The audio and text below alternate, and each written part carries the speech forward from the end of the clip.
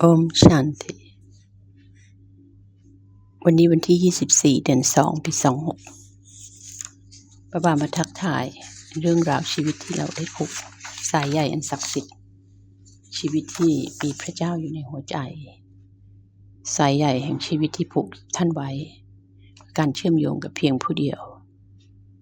เพื่อจะทำตามหน้าที่ความรับผิดชอบแต่เพียงผู้เดียวเท่านั้นเหมือนภรรยาต้องเข้าใจว่าเธอนั้นมีมิตรร่วมทางชีวิตคือผู้เดียวชายสาลีของเจ้าสาวจะถูกผูกไว้สายสะพายของเจ้าบ่าวในวันแต่งงานลูกเข้าใจได้ว่าลูกจะได้รับการหล่อเลี้ยงจากพ่อตลอดทั้งวงจรนั่นเองเมื่อทั้งสองเดินรอบไฟแห่งพยานรักเพลงจึงได้ประกาศให้รู้ว่าฉันได้ผูกสายใยชีวิตไว้กับท่านเพียงผู้เดียวท่านดูแลเอาใจใส่เธอไม่หวังทั้งชีวิตของเราได้รับการหล่อเลี้ยงจากพระเจ้าเพราะถูกผูกไว้กับดวงวิญญาณสูงสุดเราจำเป็นที่ต้องมีสติปัญญาที่เข้าใจทุกสิ่งเติมเต็มความรับผิดชอบแต่เพียงผู้เดียวเพราะได้รับความสุขมากมายจากท่านทำให้เรากลายเป็นนายแห่งสวรรค์ไม่มีคำว่านรกที่มาขวางกั้นระหว่างการเพียรพยายามที่กลับคืนสู่สวรรค์อีกครั้งมันเป็นวิญญาณนี้นั่นเองที่รับที่จะทำตามสีมัดของท่านได้อย่างง่ายดายเพียงแต่จดจำท่านด้วยสติปัญญาแล้วเราก็พูดกับชิปบาได้ว่าท่านสร้างโลกผ่านบรหมาแน่นอนเราต้องมีชีวิตอยู่ในรูปที่มีตัวตนที่เรามีสายใยความสัมพันธ์เพื่อทำตามท่านอย่างเป็นตัวเป็นตนรู้ว่าการเพาะหว่านเมล็ดของต้นไม้ที่สุดแสนบานของเผ่าพันธุ์เทพเหล่านี้ได้ถูกก่อตัวขึ้นและเราเห็นเราเป็นพยานเราเป็นส่วนหนึ่งของสิ่งนั้นรู้ได้ชิปบานั่นเองไม่มีตัวตนนั้นสายใยแห่งชีวิตของแต่ละดวงวิญญาณถูกผูกไว้กับดวงวิญญาณสูงสุดเพื่อจะได้รับมรดกของความสุขที่สม่ำเสมอความสุขสดชื่นแจ่มใสที่เป็นวันนี้ที่เราต้องไต่ตรองว่าเป็นเพราะว่าดวงวิญญาณบรหมานั่นเองและดวงวิญญาณสูงสุดชีวาทั้งสองภาพหลักรวมรูปกันแล้วเป็นบรหมาและชีวา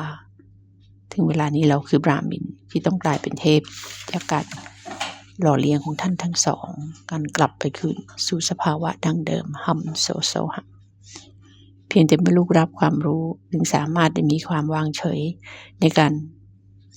ารแสดงความเลื่อมใสศรัทธาอย่างงมงายเวลานี้เรารู้แล้วว่าเราคือใครมายาทำให้เราแสนจะโง่เขลา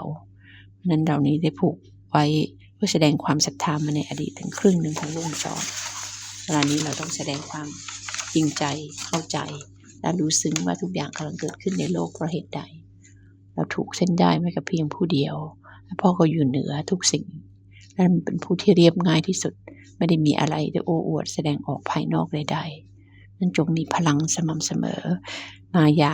ก็จะไม่สามารถแตะต้องอุปสรรคก็จะผ่านพ้นโดยการมีประสบการณ์ของประเด็นของความรู้นี้กับการไตร่ตรองในพลังที่เราจะใช้สติปัญญาเพื่อเติมเต็มทุกงานทุกสิ่งที่ทำให้เกิดความสำเร็จให้เกิดความเป็นหนึ่งเดียวกันให้เกิดศรัทธาขอให้การทำกิจกรรมใดและการเดินเหินเคลื่อนไหวเป็นไปอย่างละเอียดอ่อนเช่นเทวดานางฟ้าขอให้ทุกคนมีประสบการณ์ของรูปที่เป็นจิตวิญญาณเมื่อเข้ามาใกล้ทุกคนเราก็จะรู้ว่าการชุมนุมของความเป็นหนึ่งเดียวกันจะเข้มแข็งมากขึ้นเราจะไม่ได้เอาสถานการณ์มาเปลี่ยนแปลงเราเมื่อบาพูดถึงการผูกสายใยแน่นหนาในวันนี้กับผู้เดียวชีวิตก็จะอยู่เหนือทุกสิ่งเพราะท่านไม่มีอะไรที่เราต้องยึดมั่นผูกพันและดึงดังนี่คือความเป็นอิสระจากความตึงเครียดทั้งปวงในปัจจุบัน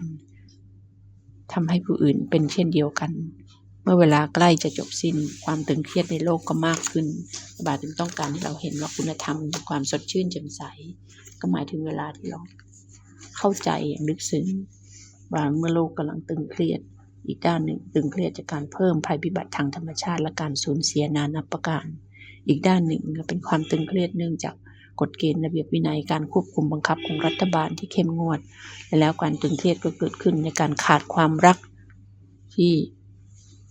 ไม่เห็นแก่ตัวในสายสัมพันธ์และสุดท้ายแล้วก็เป็นความตึงเครียดที่เกิดขึ้นจากความเป็นอิสระของการแสดงออกซึ่งความรักใคร่ ซึ่งกลายเป็นความกลัวและความไม่มั่นคงเช่นเมื่อประสาทในร่างกายมันตึงก็มีความเจ็บปวดอย่างมากจิตใจของมนุษย์ก็จะตึงเครียดเช่นที่มีความตึงเครียดบรรยากาศก็ตึงเครียดด้วยเช่นกันแล้วมันก็จะกระจายไปทุกคนแห่งผู้คนก็จะมีประสบความตึงเครียดทุกมุมทุกด้านดังนั้นจงอยู่เหนือทุกสถานการณ์ให้ได้อยู่ในศักดิ์ศรีที่สูงสักของความเคารพตนเอง